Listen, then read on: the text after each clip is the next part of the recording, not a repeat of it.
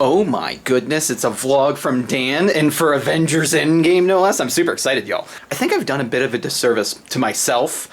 All I've been drinking is coffee and water for like the last couple hours, and I'm about 20-ish minutes until I have to leave really like proper to go to the theater. I'm gonna put all of my attention and focus on trying to excavate any sort of amount of urine I have inside of me. I kind of have to pee right now. Was this a mistake? I think this might have been a slight mistake. Anyway, everybody, yeah, come along with me on my journey and adventure to go see Endgame. I don't know what I'm pointing at. Go see Watchmen. We're going to see Watchmen, Zack Snyder's favorite film. Watchmen. Is it his favorite film? Oh god, that's kind of creepy actually. Why is my hand still doing this? Down! Alright, fine. So much love to Mr. Stan the Man, who has effing brought us so many great characters and wonderful memories, and my goodness, I'm super excited. I think supposedly this is the last cameo he has in any of the movies. I mean, maybe he's in Spider-Man Far From Home, I don't know, but I think I saw an article headline a little while ago saying Endgame was the final of the cameos. And I think what they did in Captain Marvel was so wonderful. If you haven't seen Captain Marvel, there's this really special thing they do with the Marvel logo at the beginning with Stan, and it's just this really beautiful moment. I had no idea going into it, and then when I was at the theater, nobody was clapping. Like it was doing the dun dun dun dun dun, and like the music ended, and it was just like lingering on it, and I was just like, oh my goodness. And so I started kind of doing like a half clap, and then that got everybody clapping, which made me so happy because I was like, holy shit, nobody was going to clap. And then it was just this wonderful outpouring of clapping. And the guy next to me was like, good job on starting the clap. And I was like, oh, thank you. Nobody was going to do it. So I'm super excited for Endgame. I'm going to be driving over. I'll take the camera with me so I can maybe give you some of my thoughts when I'm, leaving the theater. But I'll probably come back here and sit down and do a review proper. I'm super stoked because I recorded my review for the first Avengers movie back in the first Creature House back in 2012. Here's a clip from that now.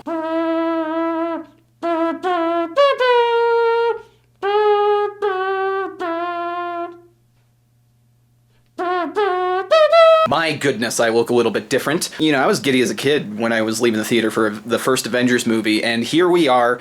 There's been, Avengers Age of Ultron, there's been Civil War, there's been Winter Soldier, there's been Phase 2, Phase 3, all the phases, and so many characters introduced and growing alongside all of these other characters that were introduced early on. I mean, Iron Man, I wasn't a gigantic fan of, I wasn't a fan of many of the Marvel heroes that are now kind of the mains, quote-unquote.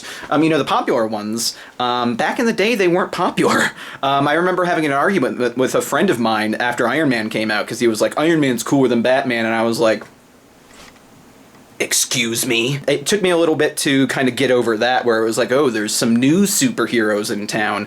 Sorry if this is getting a little auto-adjusty and too dark, but yeah, so lots of cool, fun stuff that have come out throughout these years in regards to these movies, and so many of them. I don't think there's one in there that I dislike. Even The Incredible Hulk I enjoy to a certain extent, and I've seen that movie 4 or 5 times at this point now. Even when we did the marathon way back in the day in 2012 for the Avengers, and I've done a few of these marathons for the Avengers movies. I've seen these movies a whole bunch, and they really are special. It's nuts. The amount. They've made 20-something movies at this point. There's so many that you lose count, especially when you're on Phase 3 at this point. So, and with even more coming, it's just, 2 or 3 a year for the last many years. My goodness, time has just absolutely sped forward in this last decade. I think the Marvel Cinematic Universe has created some sort of time warp or paradox where there is like some sort of... Kevin Feige went back in time and was like, he must have developed all these movies. Like, it just seems that way. It's like, how do you make all of these movies, all of them so good in their own right? Yeah, there's some weaknesses to some of them, and, plenty of people talk about all those things. Something like Ant-Man, I guess, people liked that movie well enough when it came out, but I think as time has gone on, people are kind of more like, that's a bit more of an inconsequential movie. I feel like Ant-Man and the Wasp, maybe, that felt minorly inconsequential. It's more so to set up ideas for later movies at points. But yeah, I'm rambling at this point. I'm just so excited. I'm gonna go pee now. hopefully I'm like sufficiently empty by the time we come around. This is really weird to talk about, and everybody, like, a lot of the conversation is in regards to pee breaks, but I'm pretty bad at in the theater sometimes, especially like, you know, I remember Return of the King. I've never had to pee in the theater like Return of the King, and by the end of that, I was holding it so hard, and that movie has so many different endings, so it's like, you're just sitting there like, and then by the time you make it to the bathroom, it's just like, all right, I better clear my schedule for the next 4 minutes. Here we go. I gotta stop talking about pee. Let's get to the theater.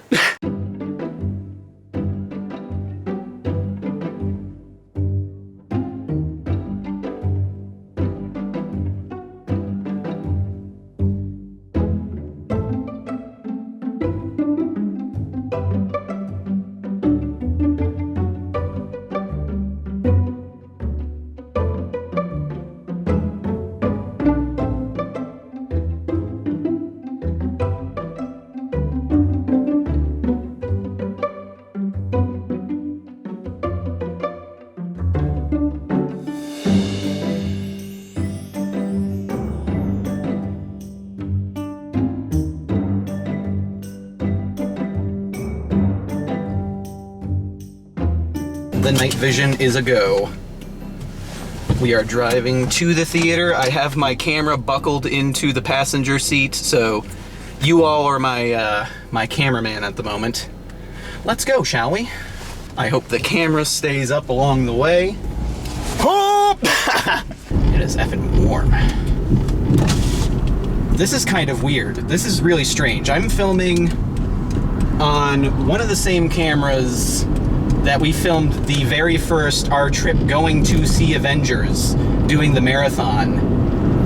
And now I'm going to see Avengers Endgame with the same camera. It's kind of weird. I'm gonna suck your dick! Oh, there actually is a guy out there. He heard me. Oh my god, there's a guy waiting at the bus station. Oh, I was just trying to have a nostalgic moment. There's people walking back from the movie theater. There are 2 neckbeards just walking back from the AMC. What the fuck? Well, that's the other thing, is I'm going to the same exact AMC. Well, no, actually, no, never mind. We didn't see the Avengers marathon at this AMC. We went and saw it at the Westminster AMC in Colorado. So actually, it's not a fully serendipitous thing, but we're halfway there. Plus, I just said I'm gonna suck your dick to some guy waiting on a bus stop, and who knows, maybe he would have taken me up on that. I don't have a crazy amount of time, so I'm just gonna run in, get my seat. We're going to see this in IMAX. I'm excited for this adventure to come to an end, and here's hoping that we enjoy the result. I'll either see you immediately after the movie with a little filmed thing. Maybe I won't be able to contain my excitement, or I'll see you at home, where I'll give you a little bit of a fun review of the feature. I'm parking really far back. There's too many people here, plus this will be easy to get out later. The radio's been breaking, so much love to you all. I'll see you on the other side. Well, now the quality's just completely different, and I don't know what to do. All right, I'm out of the theater. Obviously not in the car with my other camera. I had to pee quite badly, and I also wanted to beat traffic just because it was about to get bad. That IMAX theater let out, and people were trickling out slowly. Oh, they actually gave out. They do this a lot of the time at the IMAX viewings for like the preview showings, Thursday night preview showings and such. But I got a cool Avengers Endgame poster to stack on top of my other posters that aren't up. One day I'll actually have to get these framed, because I still have like the Guardians of the Galaxy and I think Avengers Age of Ultron posters. I'm just going to set that on the floor and hope I don't step on it. I have no flat surface to put that on at the moment, and so the floor is the best spot. Hopefully I don't roll back right when I'm done with this review and ruin it. I'm getting frightened now. All right, I'm out of the movie. I've absorbed it all. And I'm going to preface all of my movie discussion with spoilers. If you have not seen this movie, go see it, please. It's fantastic. Watch as many of the other movies you can as before you go see it. That didn't make sense what I just said.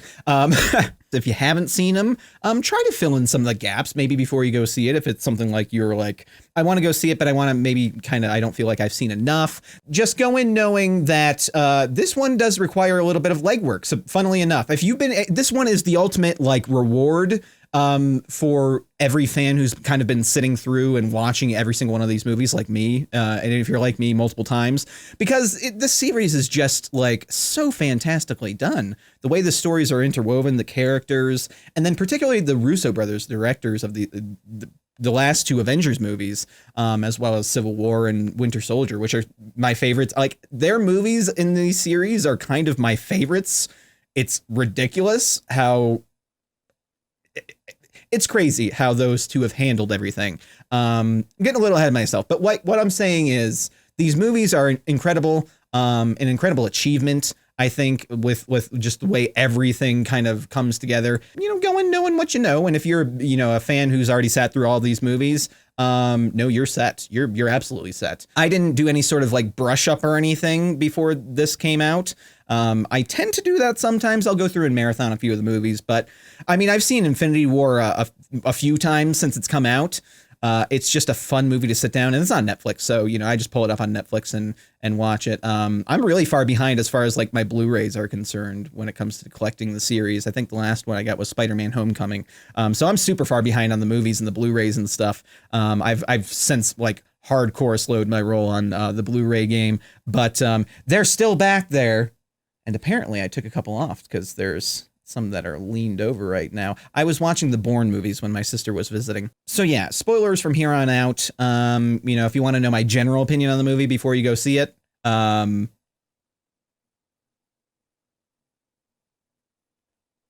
All right, Avengers Endgame.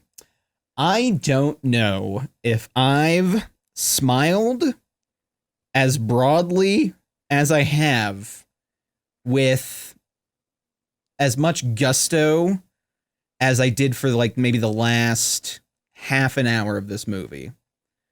Since probably the first Avengers in the theaters. Like there's not too many times I go to the theater and I'm like smiling during the movie where I'm just like so into whatever's going on. I'm a relatively reserved presence in the theater. I was by myself tonight, so I was surrounded by two groups of people. I had, guy and girlfriend and or wife next to me. And then I had group of bro dudes on the other side.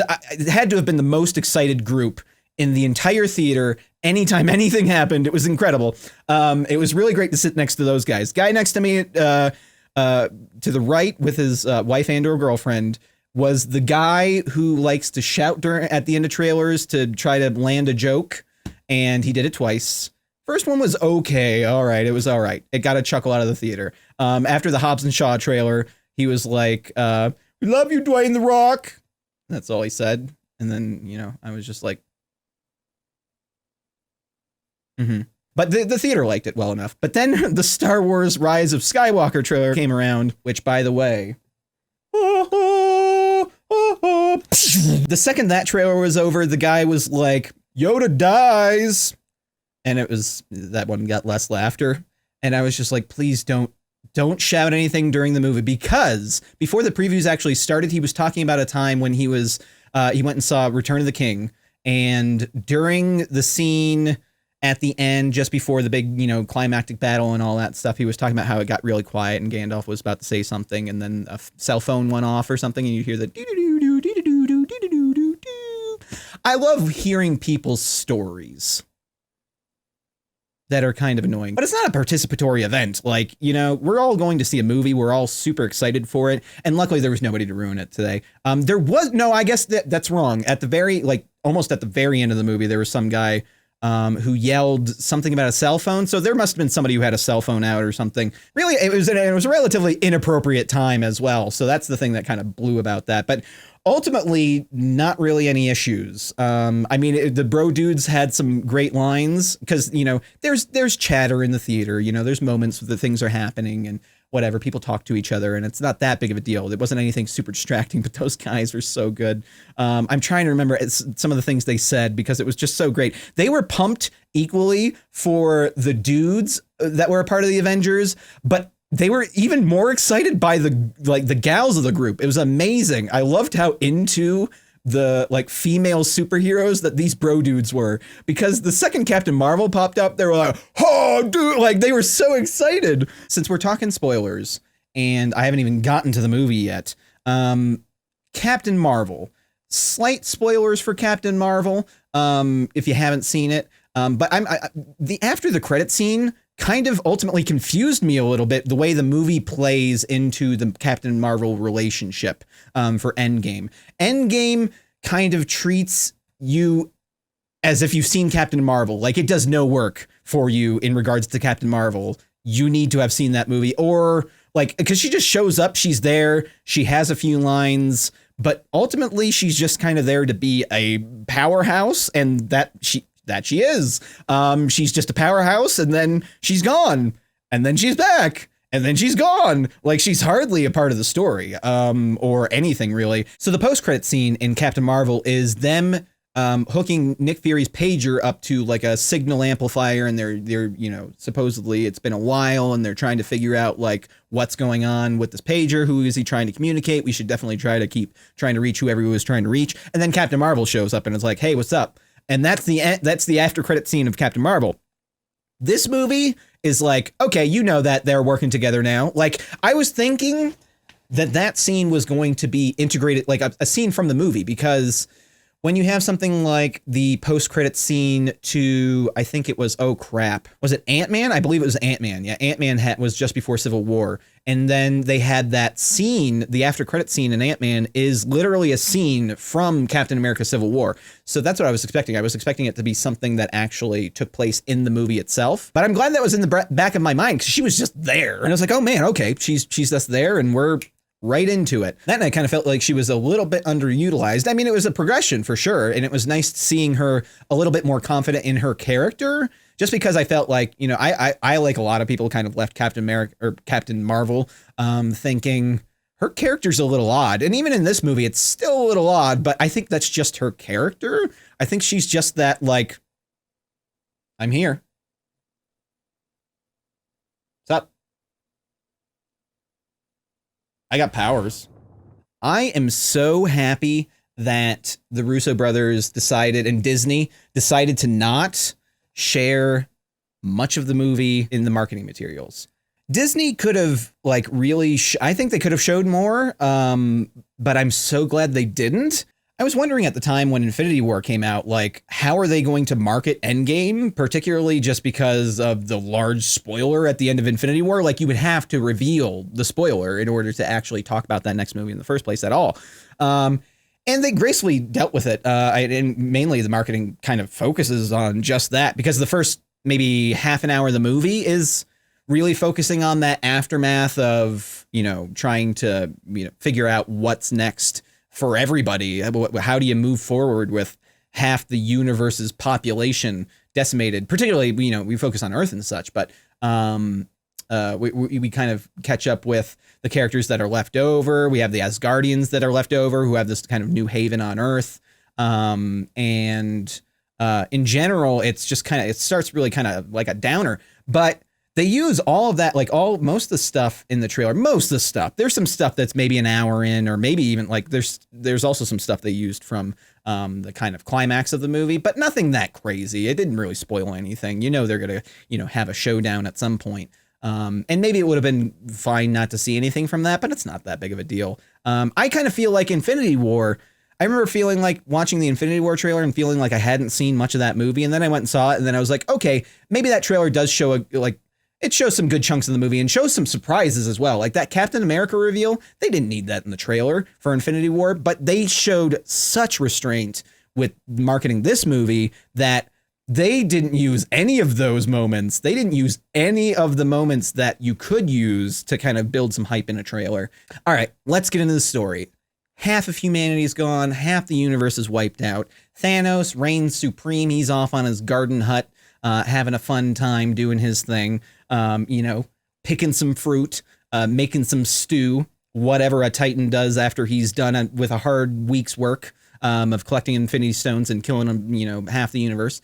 And You know, right off the bat, the movie kind of pulls the plug on Thanos, and I was like, oh shit, wait, where is this going? I mean, I get that you're like these characters are kind of accepting defeat at that point because you find out that Thanos has destroyed all the Infinity Stones. They don't exist anymore, and there's no possible way to undo what's been done with the stones.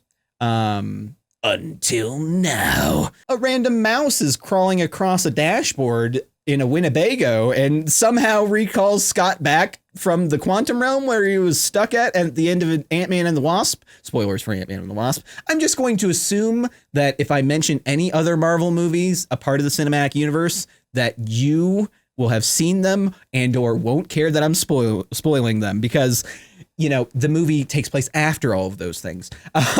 But yeah, no. So Ant-Man is kind of conjured from the quantum realm and finds out like, what the hell? We've had this 5-year fast forward after they kill Thanos, and we see things are really tough. Everybody's trying to move on the best they can, but for the heroes, it's been just a really tough loss for them. They're kind of sitting, sullen, and sulking. The triple S, and you could throw shit in there, but this movie throws enough shit in there because shit is the main swear word. I was actually hoping for a fuck in there somewhere, like a non-sexual fuck. You can get away with those in a PG-13 film, but they didn't go for it. I was kind of sad about that, but they say shit or shitty so many times in that movie. It makes me happy. I like PG-13 movies that really lean into the words that you can use, especially shit. That's always a fun one. Kids saying shit's fun. I'm just gonna keep saying shit. Shit, shitty, shit. But, you know, they really suffered a loss. And then, like I said, Ant-Man comes along and it was like, I think since I was in the quantum realm for 5 years that we can probably do some sort of time jumperoo here. You know, it was really kind of a gigantic fluke, the fact that he even came back in the first place. So he's really kind of like, there's something to this. It's stuck in his head. He can't get it out of his head. Where we pick up with Tony in this movie is very interesting because, like, you know, you have that kind of sad message that he gives to Pepper that we saw in the trailers and such. And man, that's just, it really kind of helps set up that emotional tea for the movie. But the movie spends very little time actually keeping Tony out in space. He's brought back real quick and then thrown into this problem of, we know there is a potential chance of time travel being a thing, and we need your help because you're the smartest man on the earth, pretty much. Especially now, you know, the odds are definitely more in his favor than they were before. So, I don't know. I didn't see Justin Hammer, you know, facing down Thanos on Titan. Could we have seen, you know, as much as this movie plays around with time, could we have seen some sort of alternate reality, Justin Hammer, Iron Man, but Hammer Man? I want to see this. But Tony is like not down with this plan of, you know, we've lost. Move on, everybody. It's not even, I need to move on. Because he's the kind of person who, it's kind of like Scott with that idea of the time travel thing. It's like, once Tony is locked in on something, he can't unlock himself. He's just, it's just like the first Iron Man. Once he realizes what his weapons are doing, he kind of takes it in his own hands and is like, I can't keep doing this. And I need to really, whether it kills me or not, do what I think is right. And certainly he tries to protect himself to a certain degree with the suit and all that stuff, but he's still putting himself in danger and doing these things because he feels like if he doesn't do it, who will? Who can? So he can. So he does. And I think that's really interesting. And kind of, I'm completely with Tony a lot in this one. It's weird how they turn things around on me a little bit. Captain America Civil War made me feel right in picking Cap's side just because you have the feeling of, you know, you're right. You know, I'm sorry, I'm not centered to the camera. I'm kind of like slightly to the side here. But you know you're right, kind of picking the side of Cap. Well, maybe. I mean, I guess there's an argument to be made either way. But Cap, you know, he's just trying to not trample on freedoms. He's trying to. What's the point if you're going to just let yourself be beholden to the world's governments, and whatever they want you to do is what you can do, and what they don't want you to do is what you can't do. And I get that. But Tony sees that as leading to this ultimate failure, where Cap is like, "Hey, man." We were doing the right thing. But, you know, in the end, that it doesn't, you know, make the situation any better. And You know, it kind of made me feel like, well, you know, you're not wrong. If they had been together, that would have been a far different scenario. But so Tony says no, and they're kind of left to go off and find the next smartest person, who is Bruce Banner / the Hulk. Now, all the time, as Mark Ruffalo doing like a mocap Hulk. I mean, I understand he probably does the mocap in the first place anyway, and he has in the past, but like, it's Mark Ruffalo, and they've animated him as the Hulk, and like a fucking, like, I love his outfits. I love everything. It's so weird. It's so weird. Bruce Banner is like the Hulk all the time now. He can control it. You know, in as much as they just kind of explain it away in a line of dialogue. And him talking about, you know, coming to a place where both can coexist, and it's really interesting, and he dabs, and it's a whole thing. So we're doing all these things. We're introducing all the characters, one after the other. Like I said, we get to Hulk. He's kind of that one that's like, you know, I can do as much as I can, but we need Tony. Tony just can't let it go. So he ends up coming in and saying, you know what, I figured it out. The talking that they had inspired him, and he went off and worked out the problem, essentially. So now they're all coming back together, and they have a plan. They have this time travel thing. We're gonna go back, get the stones, bring them all into the future, and unsnap the snapping. And from there on, we'll you know, send the stones back, and it'll be all as it should be. The only thing is, we need to pick up, you know, the last member of the team, Thor.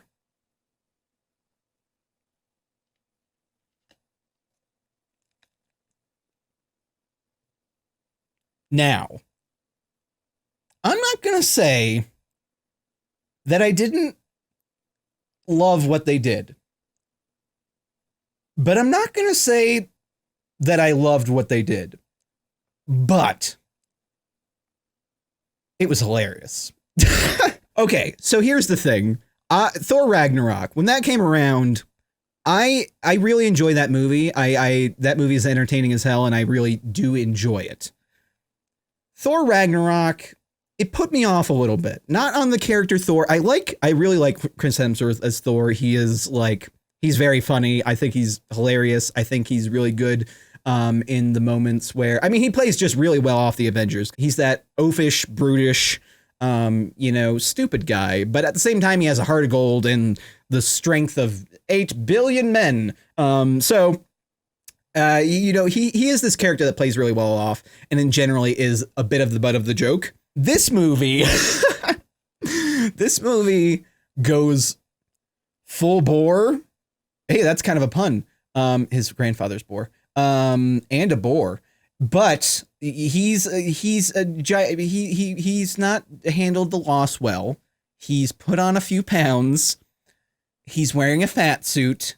He has cotton in his cheeks and a gigantic beard and long hair, which I loved. I love the beard, and I love the hair, and the gut. Whew. When did that idea come up? Like, when do you think the writers were like, so we have this idea for Thor? I don't know. I think it was really funny. I kept laughing. Like, it's just like, he really was the comic relief of this movie, and you needed something. You needed something in there that was like light, because there wasn't much in there, especially early on. That was when, I think, between the Hulk and Thor, you kind of get those big pops with the audience. And Scott earlier on, but there is just, there is a good sense of humor to the movie, no matter what you say about any of these Marvel movies, as dark as they get, which Infinity War gets really dark, and this movie gets pretty dark as well. It's not, you know, that dour DC Batman v Superman kind of feel. If y'all want a video from me kind of breaking down my feelings on Batman v Superman, because I think I need to sit down and watch it again, especially knowing the ultimate trajectory that the DC universe has been taking. But in general, Marvel has its dark and its cake as well. You know, they get really dark. They don't mind getting that dark, but at the same time, they can bring it back in an instant to a joke, which is good in my opinion. As a viewer, I just like for something like this, for something like an Avengers movie, and I really kind of like that first Avengers movie really is kind of that standard of like for a movie or like a blockbuster, a big summer movie, or this kind of big, when it comes to like, I guess the popularity of something like Transformers, you have something like that that's like a fun time at the theater, and it's like, yeah, it's a visual treat for your eyes. The Marvel movies are the entire package. It's like the heart, the drama, the humor, it's all in there. Batman v Superman has the spectacle, and it has the drama, and it has the darkness, but it has nothing other than that. It has that. That's literally it. There isn't really anything funny in there. I know Zack Snyder thought it was hilarious when they killed off Jimmy Olsen, but that wasn't a funny scene. So, in general, I get it. Like these Marvel movies hit the perfect notes at the right times. And, this movie was no exception. But yeah, okay, so story unfolding. Thor, gets rolled into the team. There's a Fortnite reference in the Thor moment between like the Hulk dabbing and like the Thor playing Fortnite. I think the only other moment that has felt out of place, particularly in a Marvel movie that kind of took me out of, the film, which even then it wasn't so much. But the Black Panther, what are those? With his like ceremonial sandal things. Between that, the Fortnite and the dabbing, I've never really wanted to roll my eyes at these movies more. But the dab was fine because I jokingly dab all the time to Liz, literally just because it annoys her. I'm not a dabber, I don't dab on the haters. I don't dab. Should I dab on the haters? Would that help? Nobody ever told me. Maybe they were telling me the entire time. Yeah, I don't know. Pop culture stuff was a little weird. I mean, it makes sense that Fortnite was in there because he had the Thanos mode in Fortnite that came out around Infinity War, which was fun. I was Thanos like twice, and I killed one person. And the first time I became Thanos, I got killed immediately after. I was like, okay, I suck at Fortnite, and I haven't played it since. No, that's a lie. I'd imagine 20 years down the line, we'll be rolling our eyes at those references. But you know what? I think some of my favorite movies, and not all of them, but like some of the greats have something in there that's of the time, and these movies are relatively, as much as this one actually has like dates popping up on the screen, which is really weird. In general, there's not much to really date these movies to a certain degree, I guess. It's like maybe the feel of them early on, although as much as they were really setting themselves apart from previous Marvel fare, there's a feel early on in the Marvel Cinematic Universe that I think they really broke free of, particularly once the Russos came around. Once you get these directors who can, along with the writers, kind of handle and manage these characters so well on screen, you don't feel like you're watching something of one tone or of one thing. Like they balance the characters so well between Civil War, Infinity War, and Endgame. Those dudes have really balanced these insanely diverse characters. They really do. Just I don't know how they have this deep understanding of each character, paying off their individual like threads throughout all of these movies. And it's interesting because the movie kind of does a little bit to remind you early on, like where these characters came from and where they've been and where they're going a little bit. Just, or maybe that's the storyteller in me. Like a lot of the time, if something's set up, you expect it to pay off. So anytime anything's set up in any movie, it's in the back of my head. So there was a couple things early on, like the "I am inevitable" line. I was like, oh, that's coming back. Once they killed him right after and I'm talking about Thanos. Thanos has this line, "I am inevitable," in the movie. The second that came up, I knew it was going to get paid off later. My mind is like, I can't stop it from trying to figure out the story as it's going. And luckily I couldn't really do that with this one too much. But from that introduction of that line, I knew it was coming back. And the way my brain was going, I was thinking like, if they get into time travel stuff, which I figured that was going that route with this movie, I had seen like the tiniest little thing in a Mr. Sunday Movies video a while back, and he was mentioning time travel might be a thing that the movies are doing. And so I had that in my mind. So I was like, oh, are they going to have to like repeatedly try to stop Thanos? And he's going to like, no matter what, keep winning. Like I was already kind of going there with my brain. So I knew in my mind it was coming back. And then when it was brought back with the I am Iron Man line, like, I feel weird doing that. What is this? My kisses explode. And that's not even the only moment that pays off like that. There's just so many really, really, really wonderful moments leading up, just throughout the entire movie. Set up and payoff, set up and payoff. Just the balancing act of it all is impressive as hell. As much as some of it kind of comes out of left field, particularly chubby Thor, it all unfolds so well. And it's like a series of really great character scenes, and the dialogue's really great, and the interactions are just so fantastic between all these characters, some that have a really extensive history, some that have very brief history together, seeing them interact a bit more. Because at this point, everybody is together. Everybody has experienced this loss. For the most part, everybody's together. From the end of the last movie. And so now all these characters know each other. All the characters that we have experienced throughout all these movies, they all know each other for the most part. They've all interacted. A lot of them are gone now, but in general, we have this like shorthand of all these characters, which I think like these last two movies are really playing off of well. Infinity War and Endgame. And even to a certain extent, Civil War is just playing off the shorthand of all the characters that they have set up with in so many movies in the past, and balancing them all just so wonderfully and playing them all well off of each other. I'm trying to think if there's anything like that sticks out in my mind as something that doesn't really hold well, in my opinion, after that. I mean, I'm just fresh out of the theater. The only really wonky thing, and it's not even that wonky for me, but I feel like it might be wonky for other people, is the Thor stuff, and just the way that's played a little bit. But even then, I mean, he's had a rough time the last couple movies and hasn't dealt with this loss well at all. He doesn't deal well with losing in general, ever. So just where we find Thor and the way his story plays out is interesting. He's a lost dude. He's lost his home. He's lost half the universe that he swore to protect. And he's just not made to be a king. He's not just fit to hold all this shit on his shoulders. By the end of it, with him giving up his reign to Valkyrie is great, and I love it.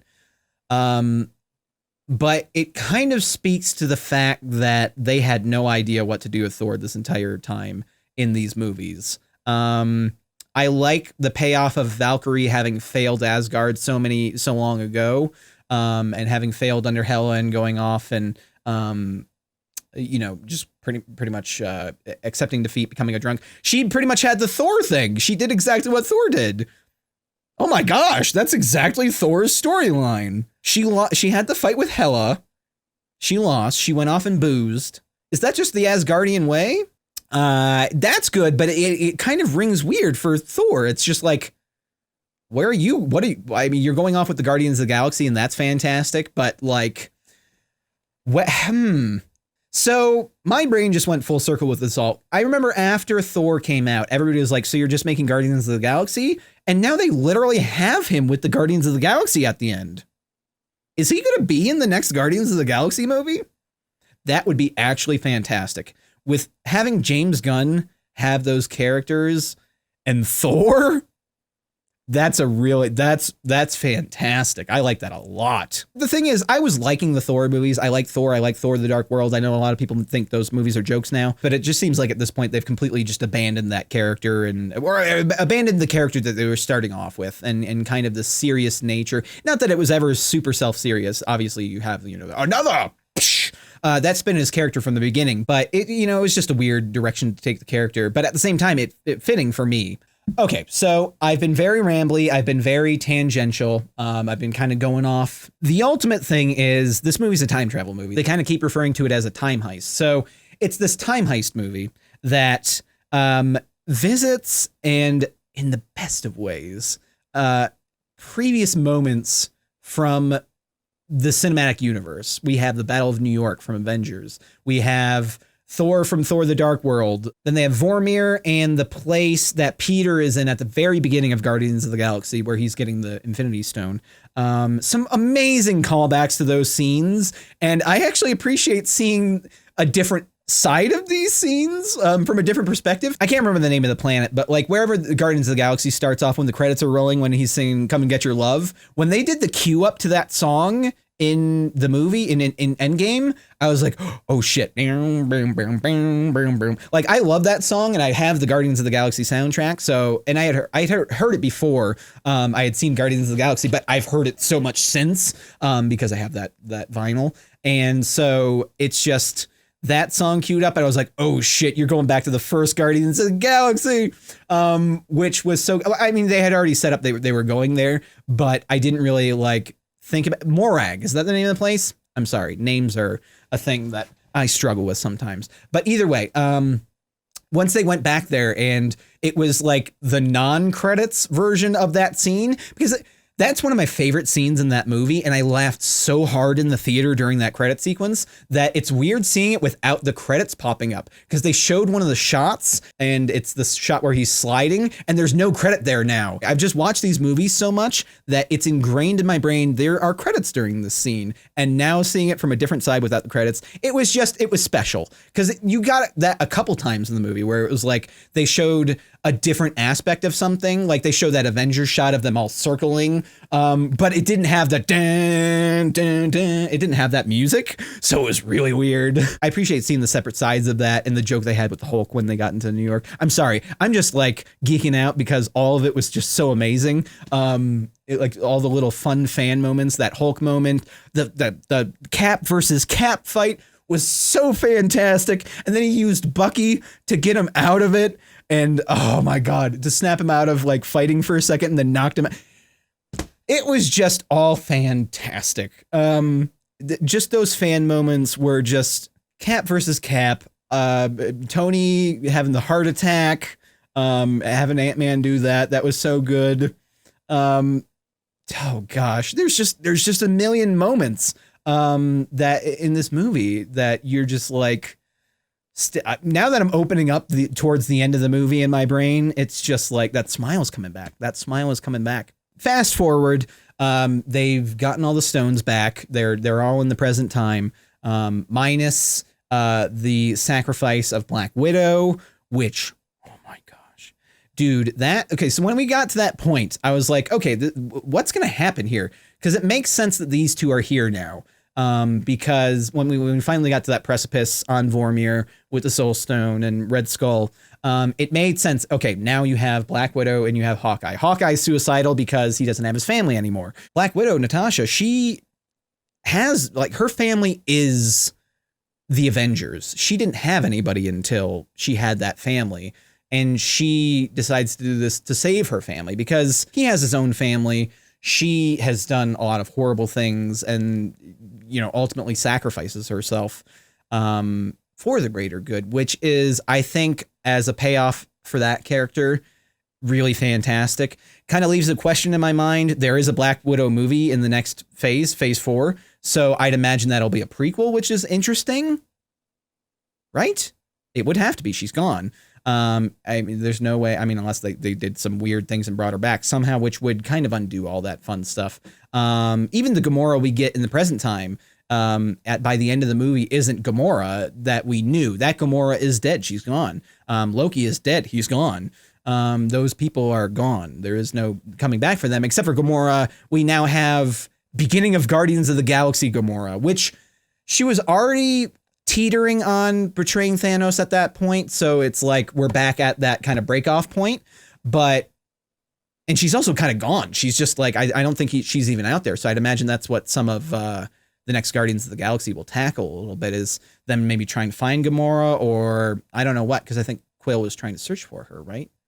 Very end of that movie, Endgame. So I'm getting ahead of myself here. If you're watching this and you haven't seen the movie, it's probably, I've ruined everything for you. But so, okay, they come out of the time travel thing. They have all the stones. Hulk, through, a little Iron Man gauntlet they make with the stones, does the snap. It's really tough for him. And all while this is happening, Thanos, through the whole plot point of Nebula being able to have a connection between her two her counterpart in the past, Thanos knows the entire plan. So he ends up launching himself, coming back. How would they have gotten? Did they use the Pym stuff? They must have used Gamora's Pym stuff. They shrunk the ship. That's what they did. They used Gamora's Pym particles, shrunk the ship, comes through the time device and destroys it, and comes in here with his full ship, blows up the Avengers complex. Somehow doesn't kill everybody inside the building. All right. At that point, I was like, my mouth was open, hanging open. I was like, they just leveled the Avengers building. From there, does Thanos like call? What happens? What's happening there? Because I'm kind of confused. How does Thanos's army show up? I mean, I guess, are they all on his warship? Were they all on his ship? Did those jettison from his ship? Maybe they're already in his ship. That makes sense. Okay, never mind. I think it was just seemed weird all of a sudden those spires were in the ground, and I don't remember them even launching down unless I just missed the shot. Everything was happening so fast, and there was a lot of crap happening at the end. And there's a couple times where, you know, the bro dudes next to me or the couple next to me also had their kind of moments where they were talking or whatever. And it was a little distracting, but nothing too crazy. All that stuff, I was slightly confused in the theater. Like, how did all this happen all of a sudden? Like, how is this huge army here? But yeah, so all of that is happening all at once. It's looking like it's going to be Cap versus this fucking entire army of Thanos and his creatures and all that stuff. And then one of the most amazing moments in cinematic history. Every single effing superhero in the entire Marvel Cinematic Universe shows up. That moment got a wild round of applause in my theater. There was a few great moments that had really great crowd reactions. I think there were some moments that were expecting to have a bit more of a reaction, but the crowd didn't react too much to it. But in general, holy crap, the theater was just raised. Everybody was so excited. Bro dudes were going nuts. They're like, oh shit. Like, it was the best. I love seeing a movie like that with a moment like that just gets the entire audience pumped. The Stan Lee cameo, when they first go back into the 70s, that kind of him driving in the car down the road and saying "Make love, not war," was just the audience. That was the largest reaction I've ever seen to any of the Stan cameos, including that Captain Marvel applause. Like, that was, you know, we got a nice applause and it was very sweet. But that moment was the largest reaction I've seen for Stan. We miss you, Stan. So much love to you. Thank you for giving the world so many great characters and your presence, which was just warm. I wish I would have actually gotten to interact with you at any point in my life. I had a couple chances. Once, you know, we talked about the creatures a million years ago. I got my poster signed by him back there that I showed you earlier. I didn't actually get to have a firsthand experience of that because I was dressed up as Batman, but there was a guy who took the poster and got it signed by Stan, and I didn't get to go over and get it signed, which fucking what? When it comes to people who just really gave the world such an incredible gift, whether it was through stories or characters or anything that you're putting out in the world that is making other people's lives in any way better, you know, I think that's really fantastic. And I've been more than lucky to be a part of things that really touch so many people. And, you know, I pinch myself nearly every day just to be so lucky to have actually, in the smallest way, put out some sort of positivity in the world. And Stan did that 10 times the amount that anybody really did and or could. You know, so Stan, much love to you, sir. Rest in peace. The moment that I was talking about before that wouldn't be even in existence if it weren't for Stan, the moment where they all come through the portals, the Doctor Strange portals, and everybody is just coming through all at once. And it's like, hell yes. I think the first group is Black Panther and Shuri and who was the other person that was with them? Whoever else. Oh, Scarlet Witch, because I was trying to think of all the people who dusted in Wakanda. Just so fantastic. Really like crazy goosebumps during that moment. And that's when the smile just went. I mean, before that, we already had the moment with the hammer and Captain America and the hammer. And have I mentioned that Captain America and Thor's hammer? It was it was amazing. That was just like the fucking best. But you follow that up with that big pop and it's like, holy crap. And the pops just keep coming. It just keeps coming. We have the whole female team up thing, which bro dudes were losing their shit over. They're like, oh man, like once the ladies started lining up and coming in, they were just like so happy. So good on you, progressive bro dudes. I love you. Those guys like got me so much more pumped for those scenes. Scarlet Witch's moment with Thanos is fantastic because Thanos is just like so scared. But oh man, Vision's just dead. Oh crap. Yeah, he's just dead. I guess his body's still there. No, it's been 5 years. It's disintegrated. Oh no, it's made of vibranium though, so it's still there. Although they're doing that WandaVision show on Disney Plus, so I don't know. We'll see how that goes. I don't know exactly how that show's going to work or how any of the Disney Plus shows are going to work. I think the Falcon and Winter Soldier wait! The Falcon and Winter Soldier show doesn't make sense anymore either. Anyway, I'm getting ahead of myself. Let's talk about the ending of the movie. So, with everybody back on the playing field, the battle is commencing. The war is commencing for Earth, for everything. Thanos is making it his mission to destroy Earth because of how much of a nuisance they have been to him. As Doctor Strange tells Tony, I can't really tell you what's going to happen, otherwise it won't happen. So good luck sacrificing yourself. No, we all knew it was going to go that way, right? I don't think it couldn't have ended any other way. I think the idea of ending it where it began is too much of a bow on the icing of the cake, of the present, of the cherry that is on top of this weird present cake that you've given me, Marvel. So, you know, it just makes perfect sense where it ultimately goes in the narrative with Tony sacrificing himself and snapping Thanos' army away, which is more kiss explosions. It was a really, really, really sad moment. It felt like they were kind of trying to milk that emotional Spider-Man thing again a little bit, but at the same time, it absolutely fit. And my goodness, poor Peter. Poor Peter. Wait, did school just stop for 5 years, by the way? At the end of the movie, when we're picking up where the characters are kind of going on to next, Peter's just at school again, but it's been 5 years. What happened? Leading up to that point in the movie, there had been a few times that I kind of got emotional, but not like tearful. If you know me, you know I'm a big pushover. I get emotional at movies quite often. If that's what the movie's trying to do, I generally am hit by it. It kind of depends, but I was surprised. I welled up with the Black Widow stuff.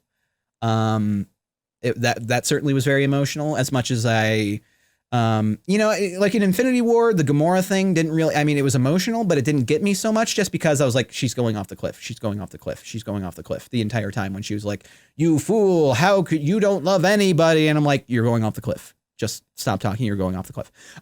So that's all I was thinking about during that scene. And I think that's mostly the writing there. That was it just took me out of it. Nat sacrificing herself. Definitely some emotion there. I welled up a little bit, but no tears dropping.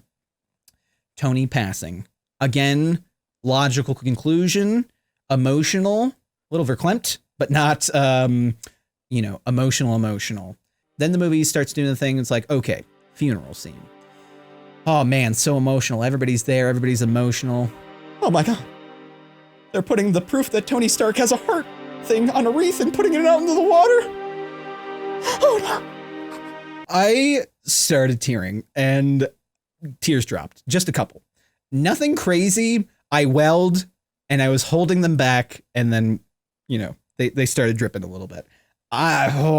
that was the ultimate. That was the turning the cross to an X moment for me, where it was like, okay, now I'm crying. Thanks.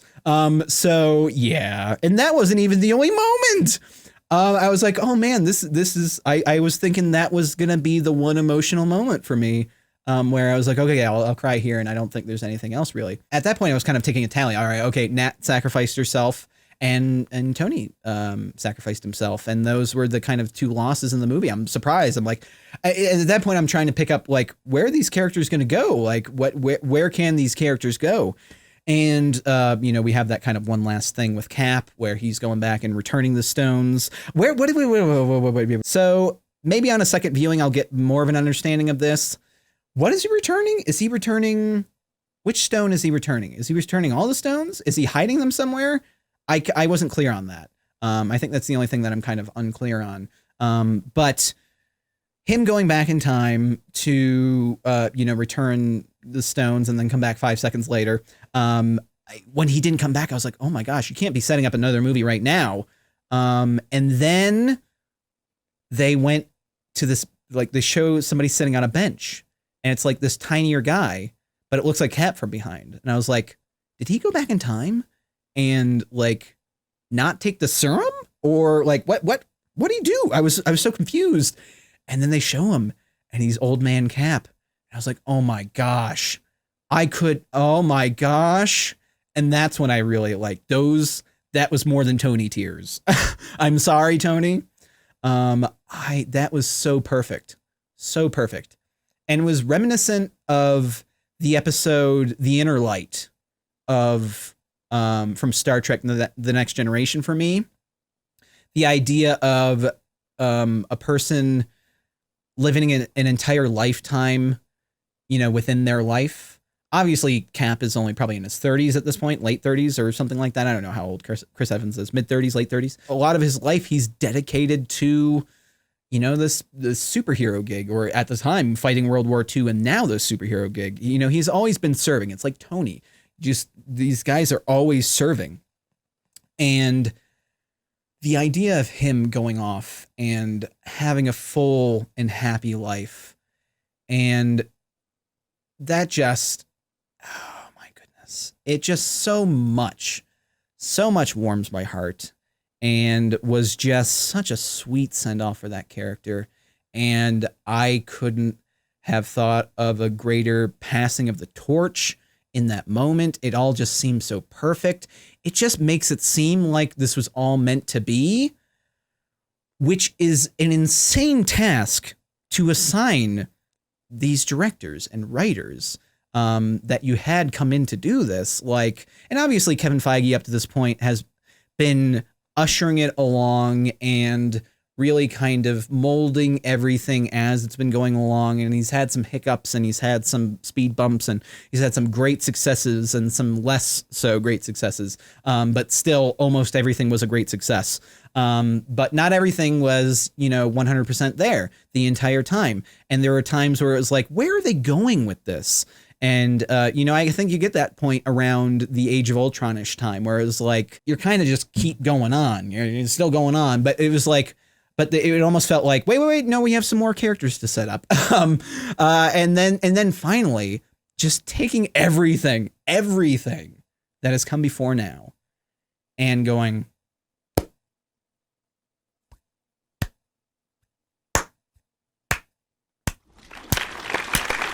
yes.